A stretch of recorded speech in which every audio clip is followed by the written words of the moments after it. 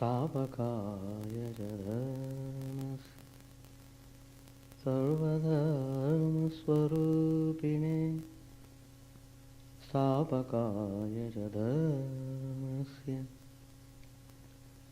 सर्वधर्मस्वरूपिणे अवतारवरिष्ठाय रामकृष्णाय ते नमः। असतो मा सद्गमय तमसो मा ज्योतिर्गमय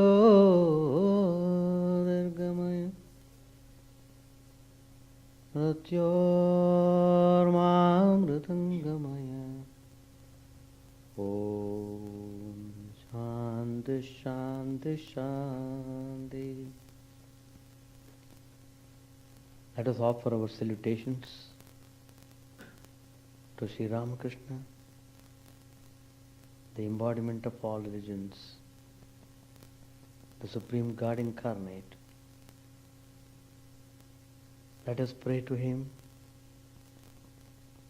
to remove all our ignorance, to bestow grace so that we can achieve life's fulfillment, namely realizing God in this very life.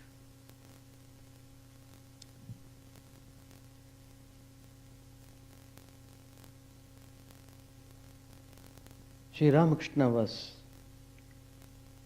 giving instructions to Pandit Shashadhar. This meeting was really extraordinary. Pandit Shashadhar was a great scholar, but very sincere.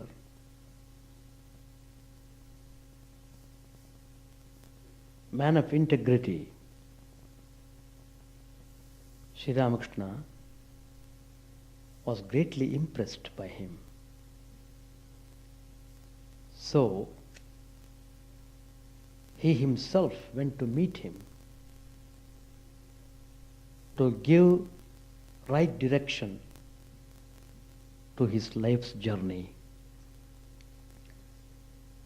The life's journey is not simply ending up as a Pandit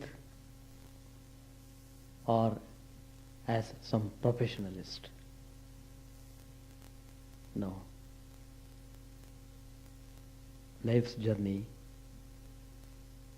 should take one to the supreme abode of God.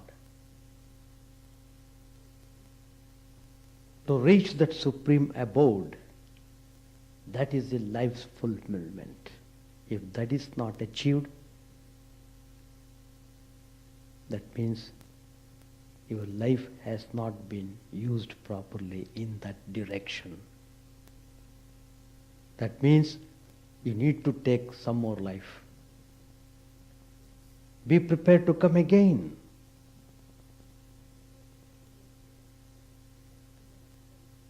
Until and unless you direct your energy in that direction, you have to keep on coming. Keep on passing through the burning suffering.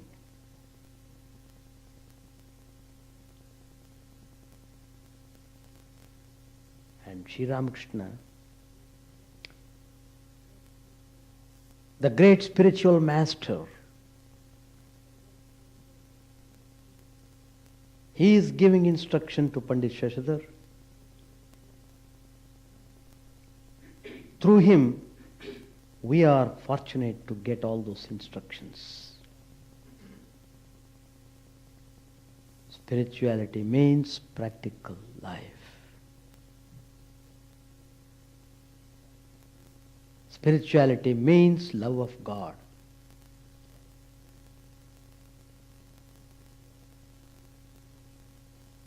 So, he was telling Shashidhar, well, the bliss of devotees in the worship of God is called Bhajanananda.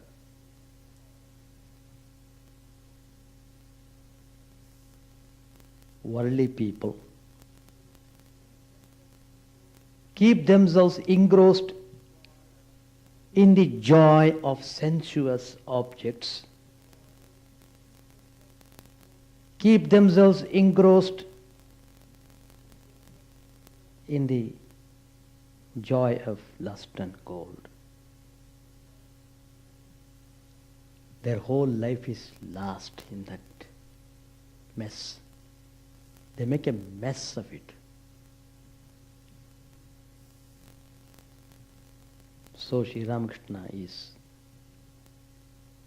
pinpointing how we should direct our mind in proper direction. Bhajanananda, the bliss that you get through worship. Bhajana means worship. Ananda means bliss. If your whole mind is absorbed in the worship of God, who is your own beloved,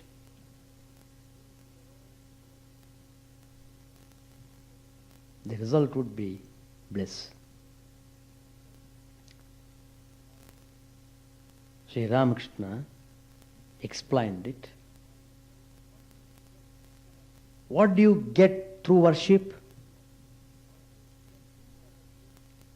Through worship, you receive the grace of God, which is very valuable. Once you get that grace, his vision is immanent. Then you enjoy Brahmananda, the bliss of Brahman. Bhajanananda leading to Brahmananda. By totally absorbing yourself in worship, you will be overwhelmed by the spiritual current. Your whole mind gets thoroughly purified, thoroughly cleansed. When you feel your mind is thoroughly purified, you feel immense peace. You feel immense joy. In that state of mind, meditation becomes automatic. As Sri Ramakrishna said, you will be blessed by God's grace, and then you will enjoy Brahmananda.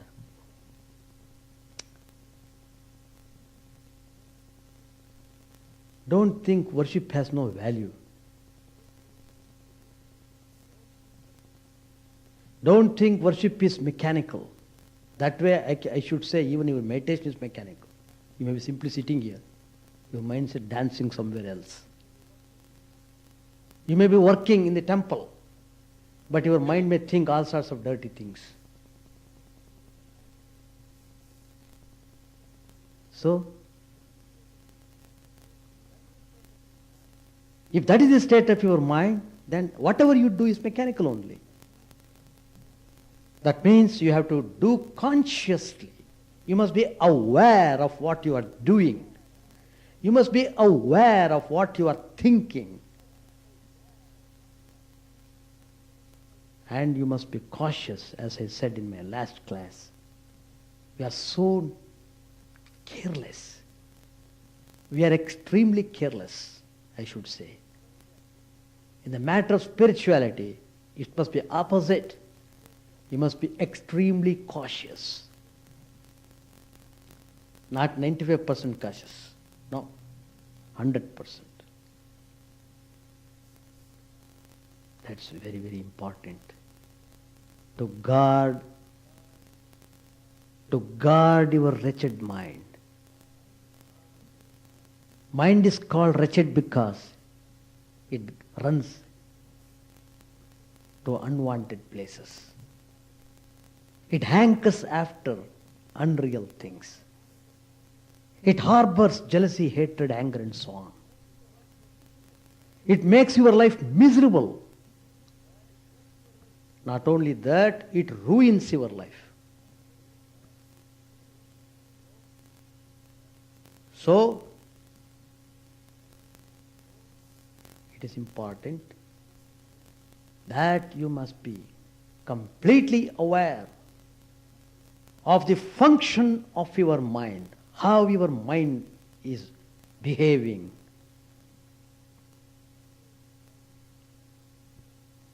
That's very important. So, if you do worship wholeheartedly, why not God come to you?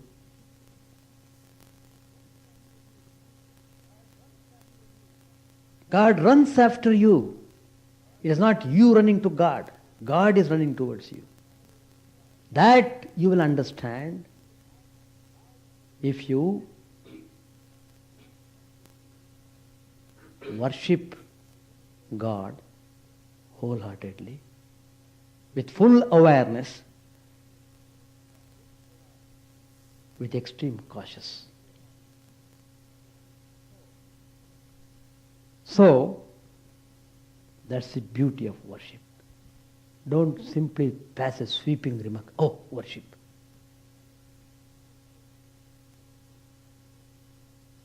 It only shows a person is simply childish. He has not learned the alphabets of spiritual life. That's my reading. Worship is very, very, very, very important step in your spiritual journey. One day, Sri Ramakrishna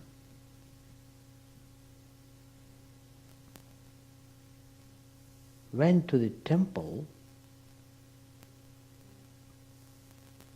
to bow down to Divine Mother.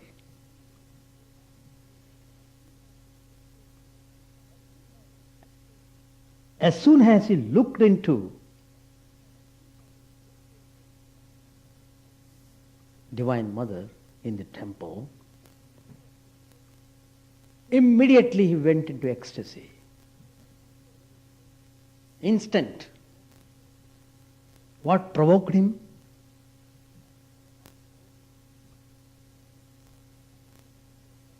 The beauty of Kali. The beauty of the Divine Mother was very much enhanced by the most beautiful flower garland that adorned her. His spiritual current was provoked to the maximum degree just by looking into that fantastic garland that adorned the Divine Mother. He was shedding tears of joy. Tears of joy. That is Bhajanananda. He asked immediately, who made this garland? Who made this garland? Somebody said to him, that garland was prepared by Holy Mother.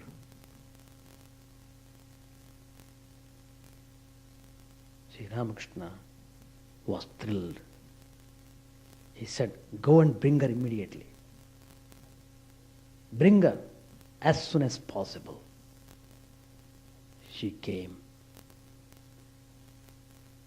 When Mother came to the temple, she saw Sri Ramakrishna singing in great joy. His voice trembled with love and devotion.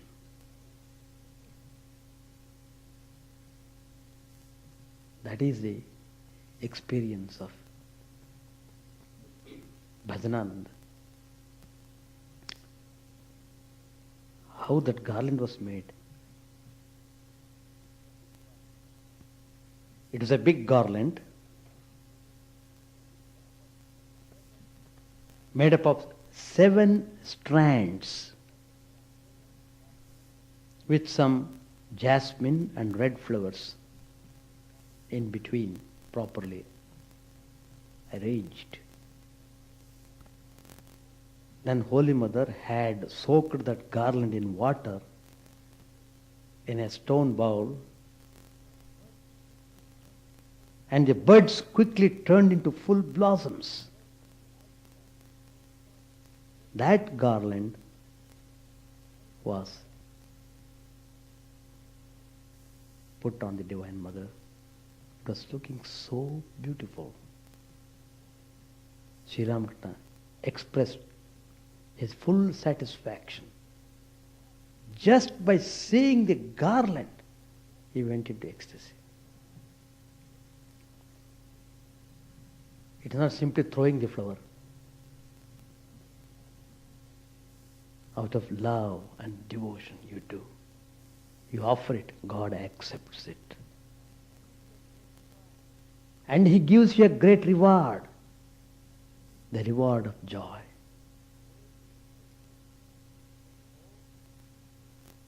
So, don't neglect worship.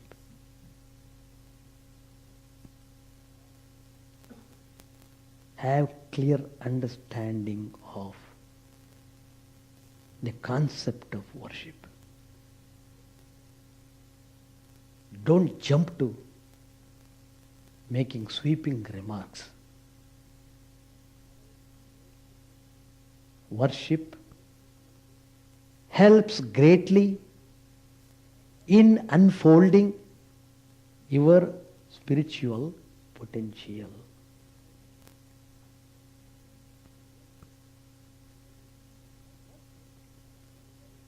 In worship, there is a special kind of relationship between the embodied being and God. We are all embodied beings. We have not realized the truth. We are suffering in this world. We are passing through all sorts of troubles, difficult situations, crisis.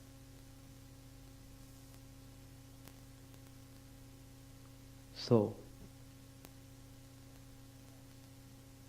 you must have a definite relationship between yourself and God.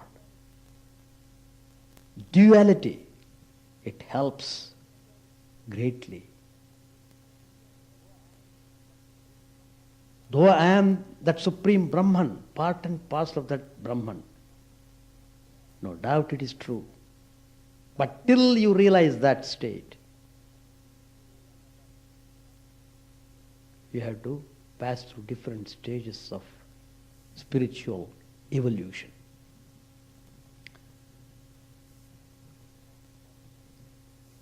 As long as you are aware of the multiplicity, as long as you are in the realm of Maya, it is very safe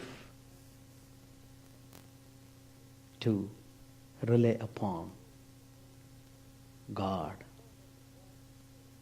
the controller of the whole universe. the indwelling spirit of all beings. There are important characteristics in worship. If you know the concept clearly, then you know the immense value of worship. Then it is no more mechanical. The idea of thinking that way comes because that thinking is only cheating you. It's a wrong thinking which should be thrown out. Now let us study the important characteristics of worship. The first is sacrifice. There can be no worship without sacrifice. Sacrifice is not just giving. It implies two things. One is giving without expectation of return. Whatever you offer in worship must be for love and not for barter. Secondly, sacrifice means self-denial. It must entail some loss to the ego. It is not what we offer that matters, but how we offer it. Every step is important. Every step you have to follow carefully, with love and devotion, with great reverence. Lord Krishna says in the Gita, chapter 9, verse number 26,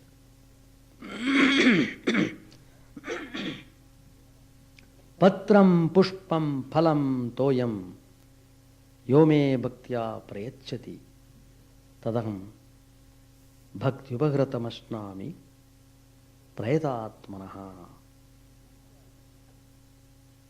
Whosoever offers me with devotion a leaf, a flower, a fruit, or water, that I accept. The pious offering of the pure in heart.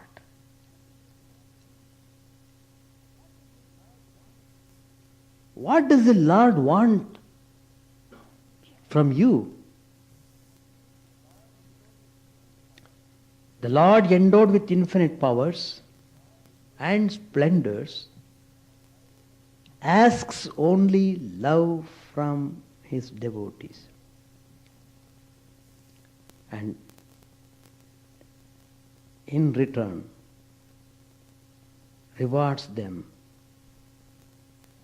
with imperishable joy. That is Bhajanananda. Swami Vivekananda, the great disciple of Sri Ramakrishna, he advocated the ideal of service. Service to the poor. Serve the poor and downtrodden.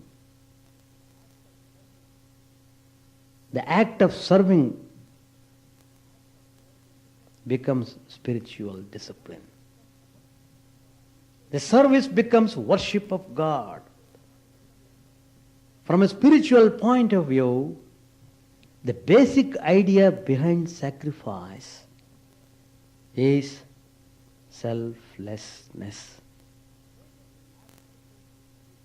The greatest obstacle to spiritual progress is selfishness.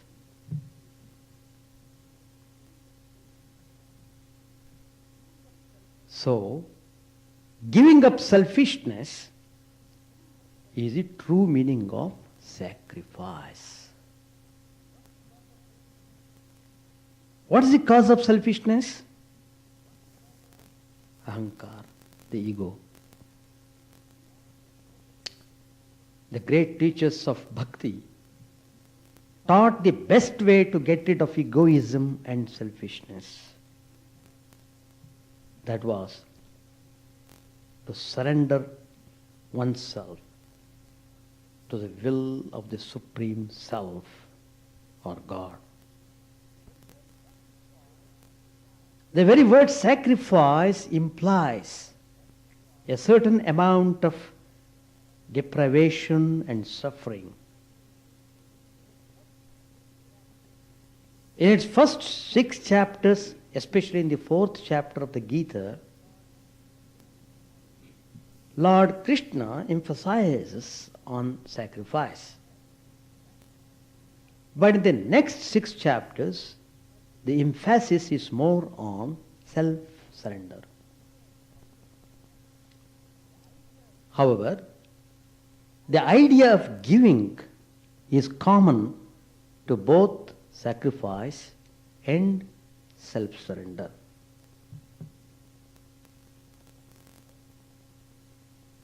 And has always remained as a basic characteristic of worship. So much about sacrifice. The second important characteristic of worship is adoration. In Sanskrit it is called aradhana. There are 3 ways of adoration. 3. One is through rituals, doing pujas regularly in a systematic way. Secondly, stuti, praise.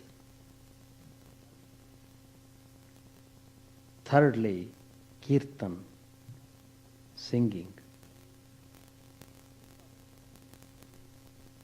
These are the 3 ways of adoration, which is one of the characteristics of worship. What is adoration? It is love plus reverence. Love plus reverence. Love becomes bhakti only when it is sublimated by the highest reverence for the Supreme Lord. Reverence, that's very important.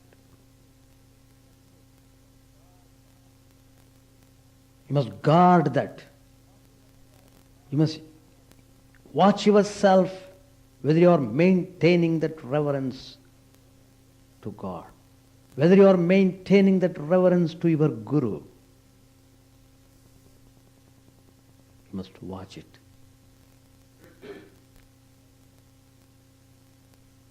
Reverence comes from knowledge of God's transcendental nature and supernatural glories.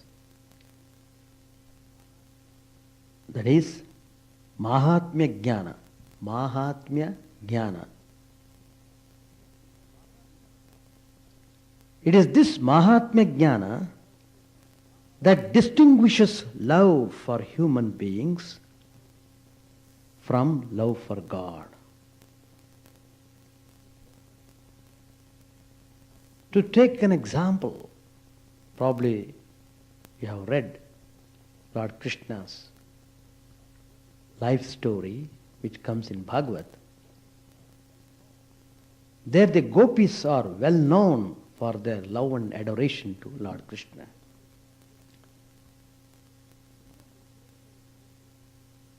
Even the illiterate gopis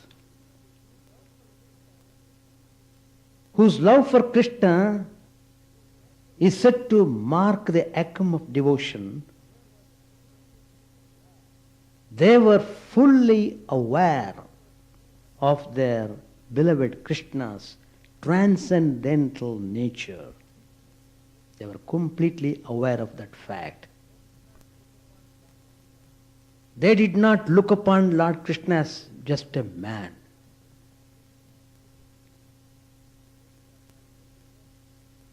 In Gopika Geetam,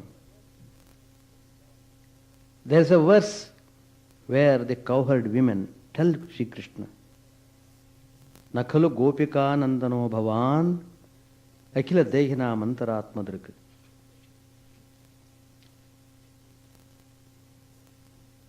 The gopis are telling Krishna, Oh Krishna, you are not a mere son of milkmaid. You are the inner self and witness indwelling in all beings. Without this awareness of the divine nature of the Lord, their love for Him would be in no way better than that for a paramour.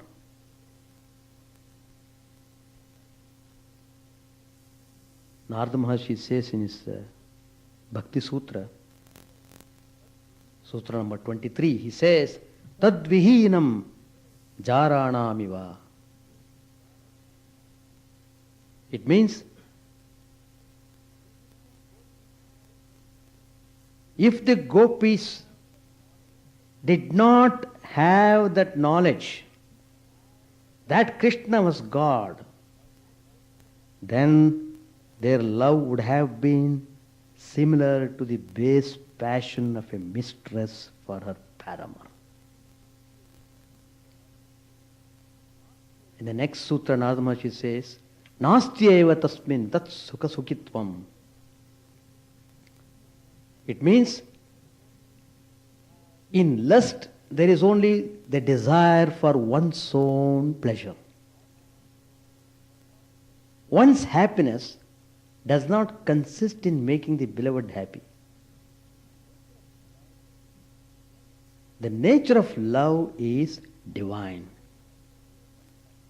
and it finds its fulfillment only when it is directed towards God. In divine love, there is complete forgetfulness of the body, complete effacement of selfishness, and complete absorption in the beloved. The one aim is to please the beloved. That means utter selflessness is the nature of this divine love.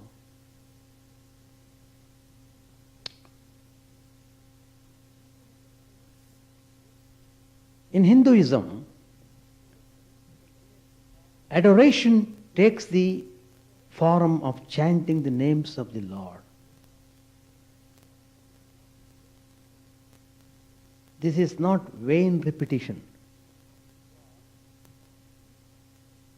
For each name stands for a particular attributes of God. In fact, we have got several Sahasranamas of different gods and goddesses, 1,000 names of Lord, Lord Vishnu, Lord Shiva, Lord Ganesha, whomsoever you want, you have it. 1,000 names. They are a perfect device for compressing a vast account of divine attributes and glories in an amazingly small compass. Sankirtan, or group singing of divine names, has for its main purpose remembrance and adoration of the Lord. Everything is very useful. Do it willingly, do it wholeheartedly. then you will see the beauty of it.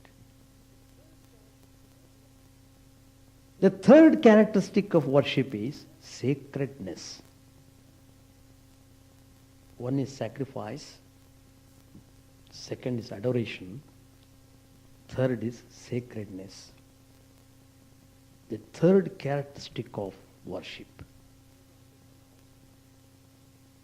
You have to understand all this clearly, then only worship gives you bliss. Then you will get the bliss of Brahman. Everything connected with worship is sacred. And worship itself imparts sanctity to the worshipper and the articles of worship. According to Hindu concept of sanctity, it has three aspects. One is Adi Bhautika. That is the physical aspect. It consists in cleaning everything connected with worship by the liberal application of water, accompanied by the chanting of mantras. Suppose you are vacuuming the chapel.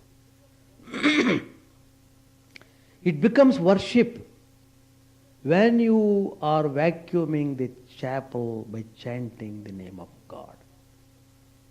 If you are vacuuming the chapel by talking with somebody, it is no more worship. Some of the secrets I am disclosing to you today.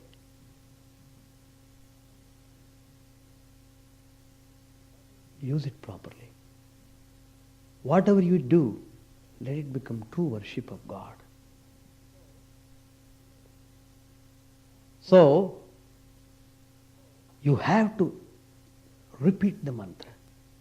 Those who are initiated, certainly they can repeat the initiated mantra while they are cleaning the chapel, or when they are cleaning the vessels, or when they are cutting the fruits. Why do you talk unnecessarily while doing service? Talking is a distraction.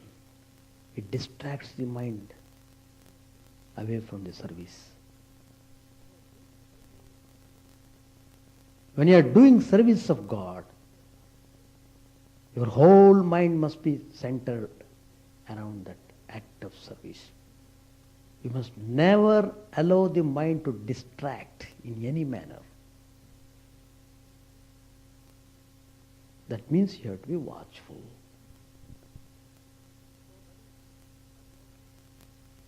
So that is Adi Bhautika.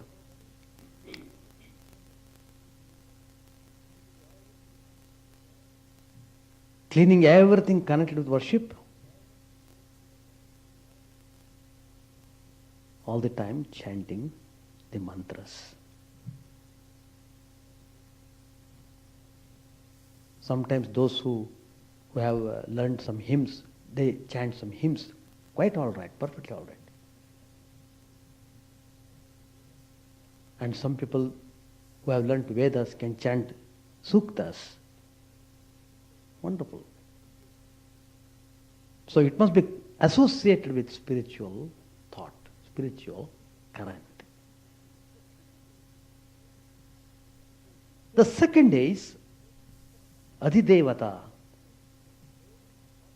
Every object and every organ in the body has a divine form or presiding deity. It's called Adhidevata. By invoking the deities of the bell, lamp, conch, flowers, water, etc., these articles get sanctified. This is the Adidaivika aspect of sacredness. Thirdly, the adhyatmika or spiritual aspect of sacredness, it is associated with the doctrine that the Atman or real self of a person is eternally pure and self-luminous, and sin and impurity affect only the mind. A major part of worship is devoted to the symbolic purification of mind, so that the Atman may manifest itself in all its intrinsic luster and glory. So when you understand all these concepts clearly, then if you sit for worship, that leads you towards the fulfillment of your goal. With these words, I conclude my talk.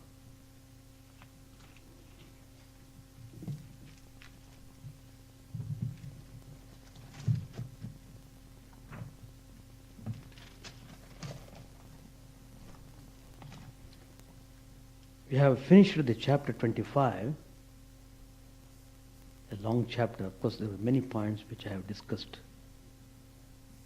The dialogue between Sri Ramakrishna and Pandit Shashadhar, very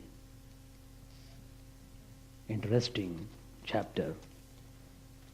Now we are reading chapter 26, Festival at Adhar's house.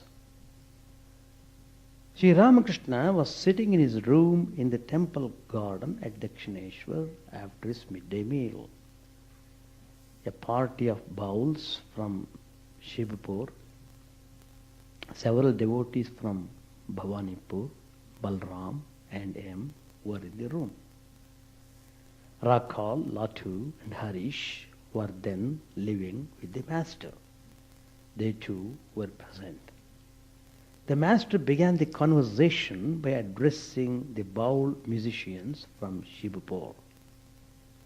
Sri Ramakrishna said, "Yoga is not possible if the mind dwells on lust and gold. The mind of a worldly man generally moves among the three lower centers. Those at the navel, at the sexual organ, and at the organ of evacuation. After great effort and spiritual practice, the Kundalini is awakened. According to the yogis, there are three nerves in spiritual column, spinal column, Ida, Pingala and Sushumna. Along Sushumna, that is the central channel, there are 6 lotuses or centers, the lowest being known as Mooladhara. Then comes successively Swadhisthana, Manipura, Anahata, Vishuddha and Agya. These are all different centers of consciousness. These are the 6 centers. The Kundalini, that's the power, the spiritual power, when awakened, passes through the lower centers and comes to the Anahata, which is at the heart. It stays there. At that time, the mind of the aspirant is withdrawn from the 3 lower centers. He feels the awakening of divine consciousness and sees light. In mute wonder, he sees that radiance and cries out, "What is this? What is this?" After passing through the 6 centers, the Kundalini reaches the 1,000-petaled lotus known as the Sahasrara, the aspirant goes into samadhi. According to the Vedas, these centers are called bhumi, plains.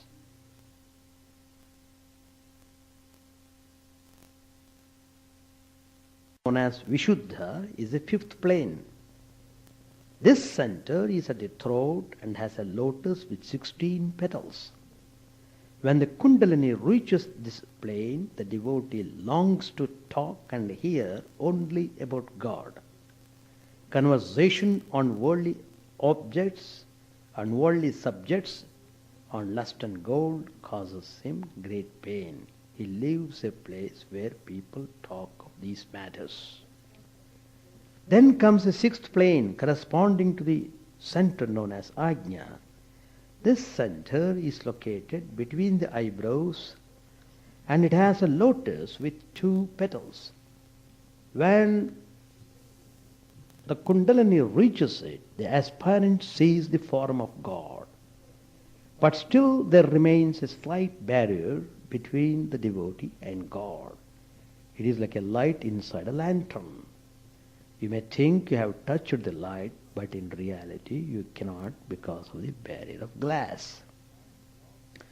And last of all is the 7th plane, which according to Tantra is the center of the 1,000-petal lotus. When the Kundalini arrives there, this aspirant goes into samadhi. In that lotus dwells Satchidananda Shiva, the Absolute. There Kundalini, the awakened power, unites with Shiva. This is known as the union of Shiva and Shakti. When the Kundalini rises to the Sahasrara and the mind goes into samadhi, the aspirant loses all consciousness of the outer world. He can no longer retain his physical body. If milk is poured into his mouth, it runs out again. In that state, the life breath lingers for 21 days and then passes out. Entering the black waters of the ocean, the ship never comes back. But the Ishwar Kotis, such as the incarnations of God, can come down from this state of samadhi. They can descend from this exalted state because they like to live in the company of devotees and enjoy the love of God. God retains in them the ego of knowledge or the ego of devotion so that they may teach men. Their minds move between the 6th and the 7th planes. They run a boat race back and forth, as it were, between these 2 planes. After attaining samadhi, some souls of their own accord keep the ego of knowledge. But that ego does not create any attachment. It is like a line drawn on the water. Hanuman kept the servant ego after realizing God in both his personal and his impersonal aspects. He thought of himself as a servant of God. The great sages such as Narada, Sanaka, Sanandana, Sanatana and Sanat Kumara, after attaining the knowledge of Brahman, kept the servant ego and the ego of devotion. They are like big steamships which not only cross the ocean themselves but carry many passengers to the other shore. There are 2 classes of Paramahamsas, one affirming the formless reality and the other affirming God with form. Trailinga Swami believed in the formless reality. Paramahamsas like him care for their own good alone. They feel satisfied if they themselves attain the goal. But those Paramahamsas who believe in God with form keep the love of God even after attaining the knowledge of Brahman so that they may teach spiritual truth to others. They are like a pitcher brimful of water. Part of the water may be poured into another pitcher. These perfected souls describe to others the various spiritual disciplines by which they have realized God. They do this only to teach others and to help them in spiritual life. With great effort, men dig a well for drinking water, using spades and baskets for the purpose. After the digging is over, some throw the spades and the other implements into the well, not needing them anymore.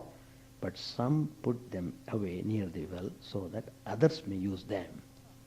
Some eat mangoes secretly and remove all trace of them by wiping their mouths with a towel. But some share the fruit with others. They are sages who, even after attaining knowledge, work to help others and also to enjoy the bliss of God in the company of devotees. I want to eat sugar. I don't want to be sugar. The gopis of Vrindavan too attained the knowledge of Brahman, but they were not seeking it. They wanted to enjoy God, looking on themselves as his mother, his friend, his handmaid, or his lover. We shall stop here. So,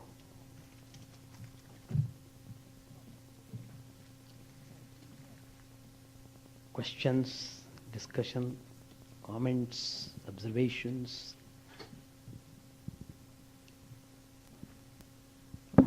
Your choice now.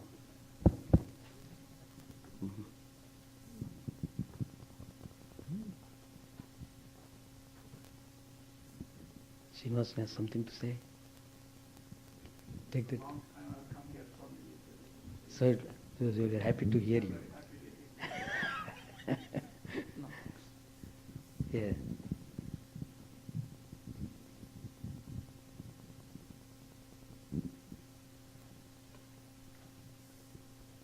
In spiritual life, whatever you do is important.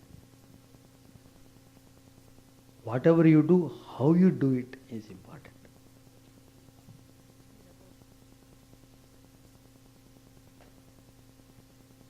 Then everything becomes useful.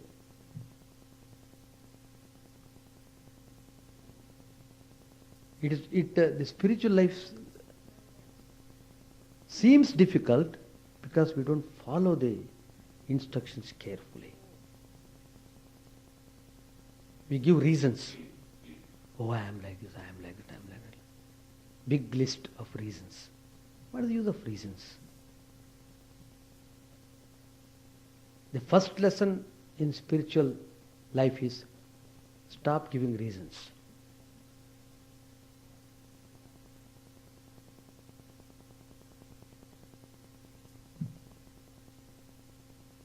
That will solve many problems.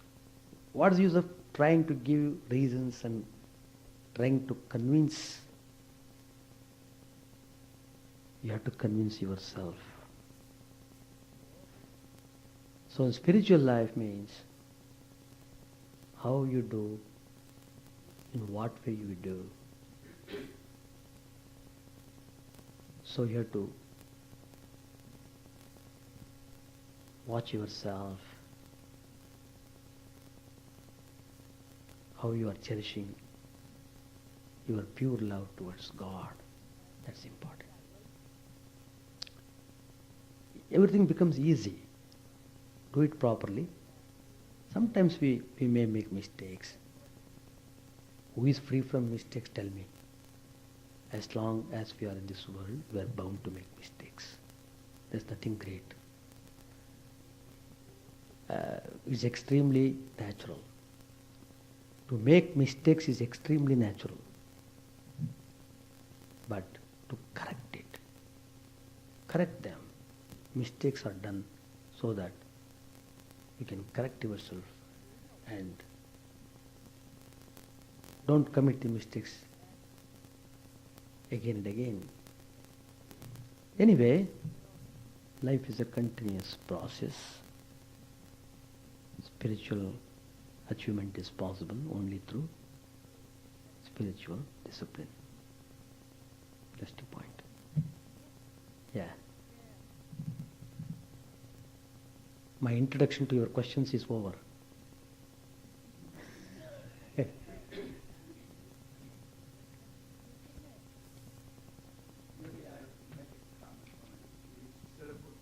Worship or puja. And in many of these pujas which we do in temples, there's always a palashruti. We always ask for something, even it is we recite it even. Is it against? No, palashruti is given there in order to. It's a kind of incentive. Just like if I say sugar-coated pills. Children like sweet, If you directly give the pill, it may feel, it may reject it. Make it sweet and give, it takes it. It is just like that. Let the palashruti be there. Do the whole thing, but give that phala also to God Himself. Oh Lord, you take yourself. I don't want, I want you. Then you will see the beauty of it. You become completely selfless. You evolve in a very fine manner. So, whatever you do in a selfless way, it helps you to unfold your spiritual potential. That's the point. As I said, palashruti is there just to attract. At least by seeing that palashruti is attracted to do some worship. In that process, he becomes close to God. And then a way is open to him to come nearer to God. That's the idea. It's all that as long as you are in the world, you aspire for worldly things and things. Of course, you pray God to give all such things. It's all right, you may get them, but that will not solve the problem. That's the point. There's no end that way. Whatever you ask for, whatever you get it, you are not satisfied. So the discontent that is always there. You are always discontented because you cannot be satisfied. You can't satisfy the senses. You can't satisfy your desires. That's the point.